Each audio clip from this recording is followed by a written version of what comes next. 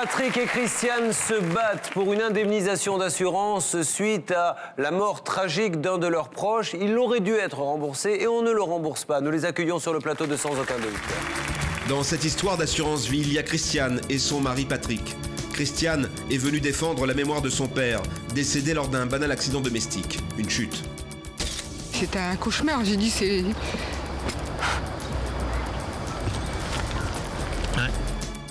Prévoyant, il avait souscrit une assurance vie pour un montant de 175 000 €. Mais depuis, l'assurance ne veut pas payer. On a dit qu'on allait se battre et elle a dit ok, faites-le. Au moins pour l'honneur de Georges. Et je vous assure qu'on va se battre. Motif invoqué, il n'y aurait pas eu accident. Et pourtant, les témoignages semblent prouver le contraire. Sur le plateau, Julien Courbet et son équipe vont tout tenter pour convaincre cette compagnie d'assurance. Et je vais prendre vos coordonnées, monsieur. Non, ça sert à rien, monsieur. On les a donnés 17 fois. Donc vous devez avoir 17 post-it quelque part sur votre bureau avec le numéro. Vous ne rappelez jamais. Donc dites-nous carrément, monsieur, on ne vous rappellera jamais. Comme ça nous évite, nous, de vous rappeler. Pour sans aucun doute, c'est une affaire douloureuse qui doit être conclue ce soir. Bonsoir Christiane, bonsoir Patrick. Merci d'être de nouveau avec nous sur le plateau de Sans aucun doute. Sans plus tarder, le rappel des faits. Regardez, voilà l'injustice que ce couple a vécue.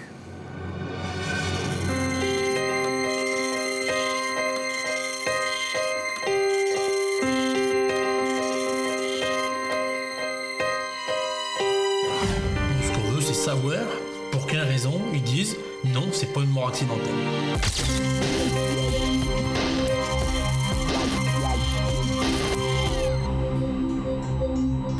L'escabeau serait enfoncé dans la terre et il aurait chuté sur l'escabeau dans ce sens-là.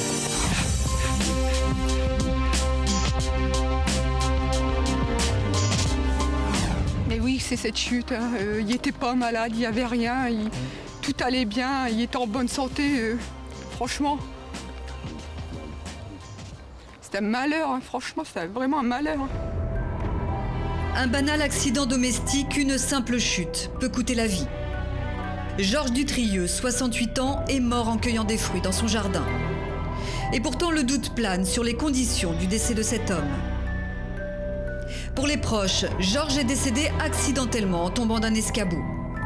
Prévoyant de nature, il avait souscrit une assurance vie, 175 000 € versés aux héritiers en cas de mort accidentelle.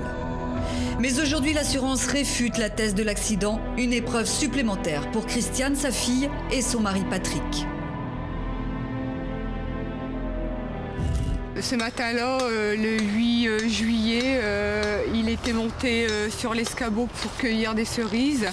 Et d'après ses dires, il a perdu l'équilibre, le pied s'est enfoncé dans la terre, il est tombé sur l'escabeau. Georges chute de plusieurs mètres et de tout son poids sur l'escabeau. Malgré la violence du choc, il se relève et rentre chez lui. Blessé au visage, il saigne et se soigne à l'aide d'un simple chiffon car pour lui, il n'y a rien d'alarmant. Au bout de quelques heures, Christiane, sa fille, arrive à son chevet. L'état de son père a empiré. Son visage était triste, blanc. Franchement, on voyait qu'il souffrait et j'ai dit à papa, faut pas rester comme ça. Hein, tu t'es peut-être perforé quelque chose. Si t'es pas bien, on va appeler les pompiers. Les pompiers diagnostiquent une déchirure abdominale. Georges est transporté à l'hôpital pour examen. Toujours rien d'alarmant et pourtant les douleurs persistent. Puis soudainement, l'état de santé de Georges s'aggrave. Sa tension chute brutalement. Il part en réanimation. Sa famille, elle, ne comprend pas ce qu'il se passe. Quand je suis arrivée devant la porte de la réanimation, je pensais pas voir un désastre. Mais alors, franchement, traumatisant. Et puis devant tout le monde, on m'a dit votre papa, il va pas bien. Vous savez, votre papa, il va vraiment pas bien. Georges est opéré en urgence, mais il est déjà trop tard. Le choc sur l'escabeau a provoqué une explosion de l'intestin. L'infection se propage dans tout son corps. Georges fait une septicémie. Les médecins ne peuvent plus rien faire. 48 heures après sa chute, Georges décède à l'hôpital. C'était un cauchemar, j'ai dit c'est...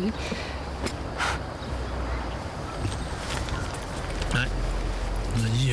C'est pas possible. Non. Pas pour une chute quand même. Le décès de Georges, brutal, anéantit toute sa famille. Sa femme Liliane, déjà malade, perd un peu plus de ses forces. Alors c'est Christiane qui s'occupe de tout.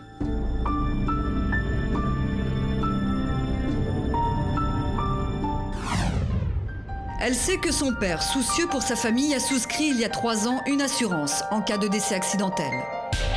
Liliane, le conjoint restant, devrait donc percevoir 175 000 €. Christiane envoie tous les documents exigés. Acte de décès, certificats médicaux. La réponse de l'assurance jette un froid, la demande est rejetée.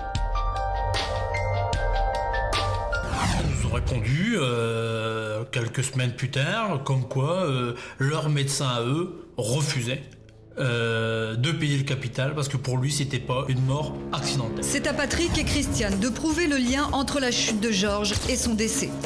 Ils fournissent donc à l'assurance l'attestation des pompiers ainsi que les rapports médicaux.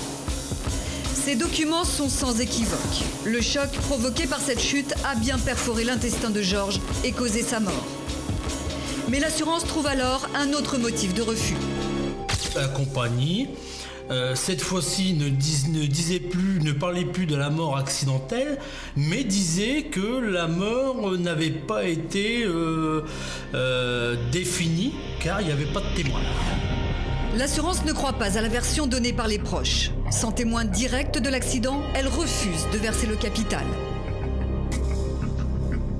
On n'a pas inventé, on a vraiment expliqué ce qui se passait, quoi, ce qui s'est passé. Maintenant, on a l'impression qu'ils essayent de trouver des petits trucs pour pas payer.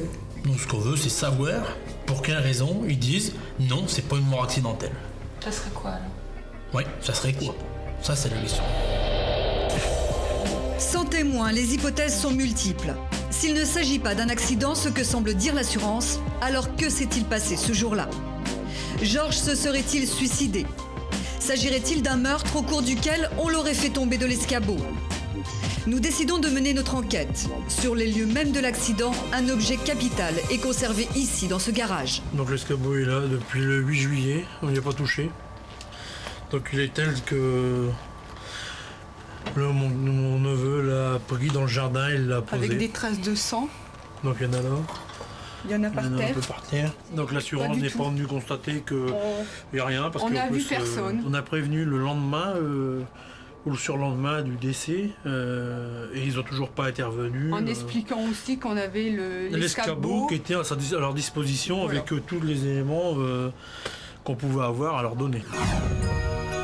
À ce jour, aucun expert de la compagnie ne s'est déplacé comme l'usage le veut en cas de litige.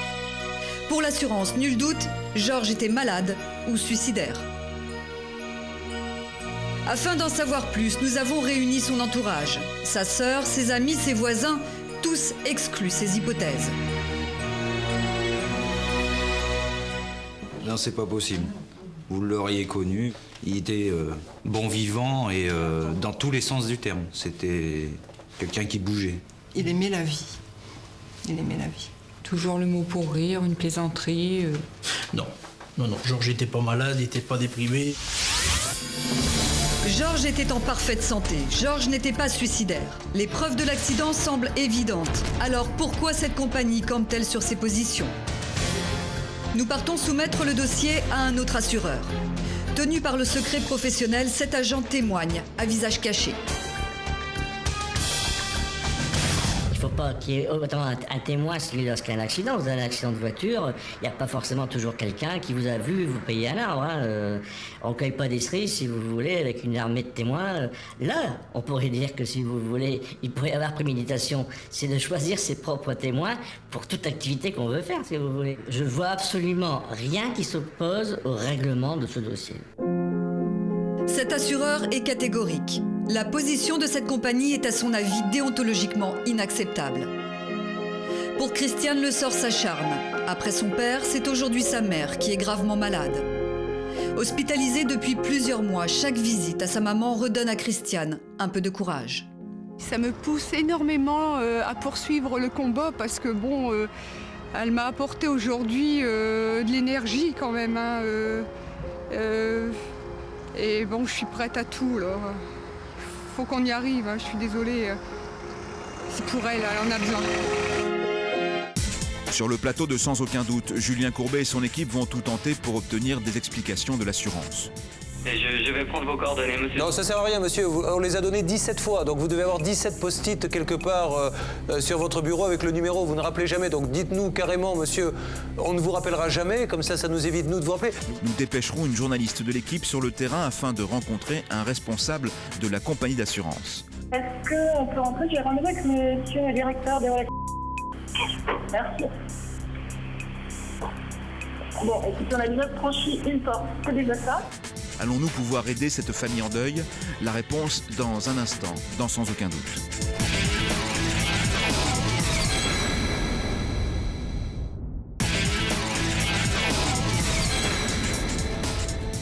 Il y a quelques minutes, nous vous racontions le drame de Christiane.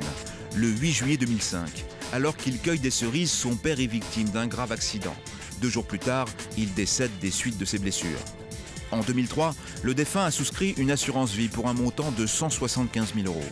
Malgré tous les documents qui certifient que la mort est due à un accident, la compagnie d'assurance refuse d'indemniser la famille. Voici la suite de notre dossier. Ça me pousse énormément à poursuivre le combat parce que bon, elle m'a apporté aujourd'hui de l'énergie quand même. Hein, et bon, je suis prête à tout là.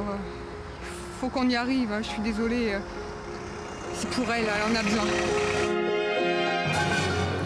Voilà, le reportage donc signé Sophie Prichoni. Ne vous inquiétez pas, madame, nous ferons tout pour vous aider. Mais quand vous revoyez ces images, vous vous dites vraiment que vous vivez une injustice, qu'on s'est moqué de vous? Tout à fait. Hein, je suis paniquée. Excusez-moi. Mais je vous en prie, on comprend, je pense que tout le monde comprend. Qu'est-ce qui vous chagrine le plus? C'est inadmissible d'en arriver là, quoi. Heureusement que toutes les compagnies d'assurance sont pas comme ça. Vous avez entièrement raison de le préciser. Heureusement. Mais d'un second, moi, je suis parti.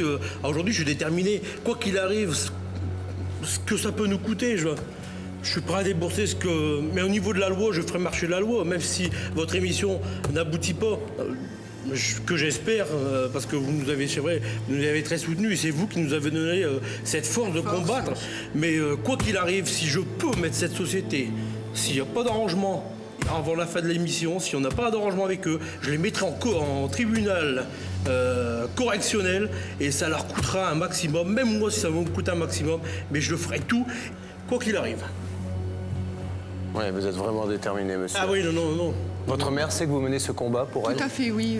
Elle est au courant, elle est même contente parce qu'elle voit que, comment... Depuis 2-3 jours, elle est revenue à elle. Et donc, on remercie Dieu. Hein. Elle est revenue à elle, on a pu lui expliquer ce qu'on avait fait comme démarche. Elle était très contente. Donc, on a dit, excusez-moi, on a dit qu'on allait se battre et elle a dit, OK, faites-le. Au moins pour l'honneur de Georges. Et je vous assure qu'on va se battre. Maître Novakovic, à partir du moment où on peut comprendre que l'assurance cherche à connaître les raisons du décès. C'est normal, on ne peut pas un chèque comme ça, surtout quand il s'agit de grandes sommes comme ça. Mais quand un chirurgien, quand les pompiers, quand tout le monde atteste qu'il s'agit d'un accident, si à chaque fois que quelqu'un va ramasser un fruit, il doit faire venir des témoins au cas où il chute, où va-t-on? Donc normalement, on ne doit pas discuter. Oui, c'est d'autant plus dramatique que tous les éléments du dossier, y compris les rapports du pompier, des médecins, démontrent qu'il s'agit bien d'un accident. Donc, on va raisonner à contrario, puisqu'en fait, ils indiquent, notre médecin conseil estime, au vu des éléments qui lui ont été communiqués, à savoir les nôtres, que la preuve que le décès résulte d'un accident n'est pas établie. Donc, on va raisonner à contrario. Ça veut dire que votre père a intentionnellement, volontairement, voulu décéder en chutant d'escabeau, en voulant ramasser des cerises. Donc, si vous voulez, on ne voudrait pas en rire, on voudrait pas effectivement, mais c'est finalement très burlesque, cette situation, dramatique, scandaleux. Et je crois qu'aujourd'hui, il faut faire prendre conscience aux assurances qu'il y en a assez du pot de terre contre le pot de fer. Et aujourd'hui, il faut réagir sévèrement contre eux.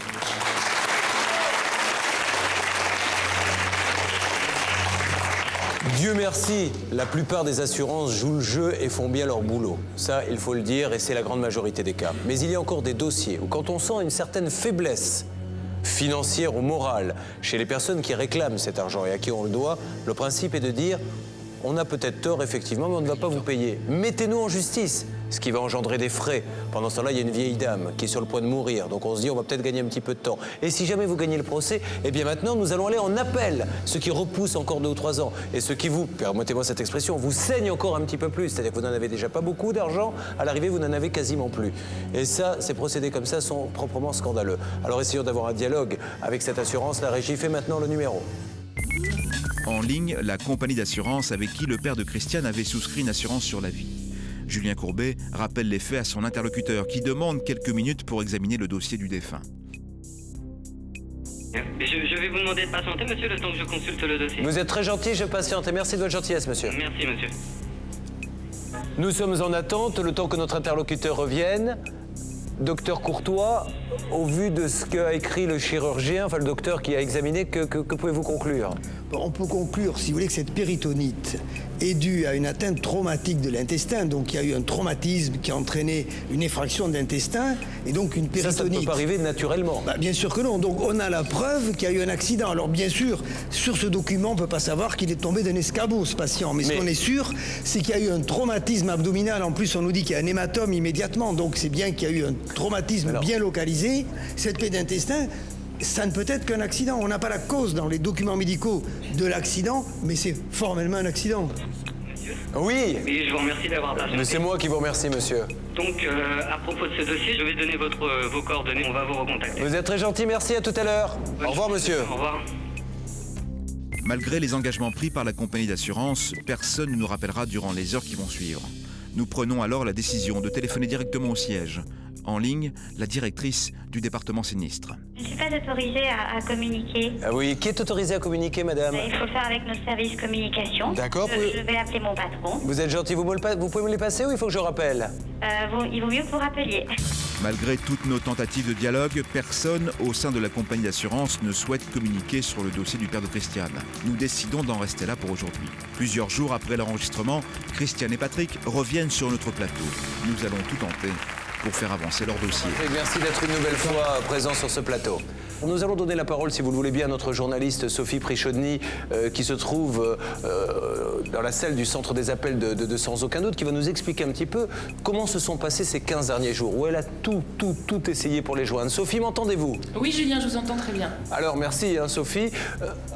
Combien de coups de fil avez-vous donné à l'assurance après le premier passage de nos amis sur ce plateau? Alors, depuis que Christiane et Patrick sont venus nous rejoindre en plateau, j'ai donc décidé d'appeler quotidiennement cette compagnie d'assurance, donc une fois par jour.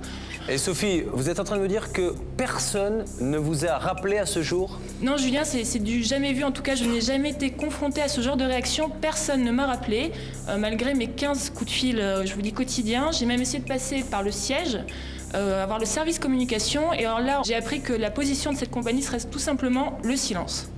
Donc ce que je vous propose, Sophie, c'est maintenant de passer donc à l'étape 2, comme nous le faisons régulièrement dans l'émission, c'est d'aller à leur rencontre directement et d'organiser un duplex. Ça sera dans quelques secondes pour nos téléspectateurs et ça sera dans 1 heure ou 2 pour nous, le temps que vous vous rendiez sur place avec une équipe.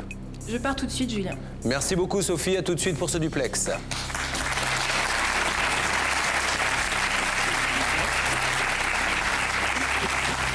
Nous avons fait tout ce que nous pouvions faire avec le service communication. Essayons d'avoir maintenant la présidence du groupe. C'est parti, la régie fait le numéro. Le temps que notre journaliste arrive sur place, nous décidons tout de même de tenter une nouvelle fois notre chance au téléphone. En ligne, le secrétariat de la direction générale. Je vais prendre vos coordonnées, monsieur, on vous recontactera. Oui, mais ça, vous ne le faites jamais, monsieur. On a appelé 17 fois en l'espace de 15 jours et on n'a toujours pas reçu d'appel. Alors on s'inquiète un petit peu. Et je vais prendre vos coordonnées, monsieur. Non, ça sert à rien, monsieur. On les a donnés 17 fois. Donc vous devez avoir 17 post-it quelque part sur votre bureau avec le numéro. Vous ne rappelez jamais. Donc dites-nous carrément, monsieur, on ne vous rappellera jamais. Comme ça nous évite, nous, de vous rappeler. Sophie Prichodny, la journaliste, vous appelez une fois par jour pendant 17 jours. J'ai tous les relevés sous les yeux, des appels téléphoniques. Donc si, au bout de 17 fois, vous ne rappelez pas, pourquoi rappelleriez-vous au bout de la 18e? Donc est-ce que quelqu'un peut nous dire pourquoi ils ne veulent pas nous rappeler? Ou alors on ne vous rappellera jamais, monsieur. Mais je ne vais pas vous redonner mon numéro. Vous savez bien que vous ne rappellerez pas. Moi, c'est ce qu'on m'a demandé de vous demander, monsieur. Ah, ben on est bien d'accord. Donc là, au moins, c'est clair, monsieur. Eh bien, c'est très bien. Notre dernière tentative est donc un nouvel échec. Nous décidons alors de contacter notre journaliste qui se trouve en duplex au pied des locaux de l'assurance. Sophie, m'entendez-vous? Oui, Julien, je vous entends très bien. Bien, donc j'ai donné le 18e coup de fil. Je crois que vous étiez resté à 17, vous? Quelque chose 17, comme ça, voilà, c'est ça. J'ai donné le 18e tout à l'heure et nous venons d'apprendre effectivement que le monsieur qui répond a pour consigne de prendre le numéro de téléphone et de ne pas rappeler, ce qu'il nous a confirmé il y a quelques instants. Alors, maintenant, essayons d'avoir un dialogue, encore une fois, avec quelqu'un donc de l'assurance. Je vous laisse faire. Oui, bonjour. Est-ce qu'on peut rentrer? J'ai rendez-vous avec monsieur le directeur des relations. Malgré de nombreuses difficultés, notre journaliste réussit à rencontrer quelqu'un. Bon, écoute, on a déjà franchi une porte. C'est déjà ça. On va rentrer. Maintenant, il faut trouver l'étage. En tout cas, ils ont de très très jolis locaux. Notre objectif est de connaître la position de la compagnie d'assurance sur le douloureux dossier du père de Christiane.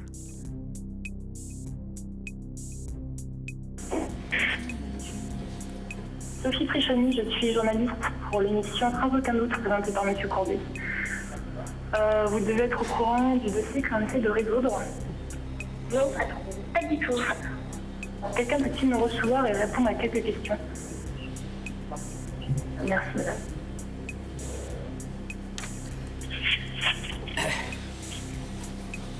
Vous retirez juste quelques instants. Oui. Bonjour. Mais écoutez, il n'y a personne qui est là, ni monsieur. En attendant, les autres personnes ne peuvent pas vous recevoir. Donc on va vous demander de quitter les lieux par contre. Alors, personne ne peut nous recevoir concernant ce dossier, pour quelle raison? Ah, je sais pas. Pour l'instant, moi, j'ai aucune information. Encore et toujours la même réponse. Personne dans cette compagnie d'assurance n'accepte de nous recevoir. Pour finir, les employés nous invitent même à quitter les lieux. Nous revenons donc sur le plateau de Sans aucun doute. Merci beaucoup, Sophie. Je vous en prie, Julien.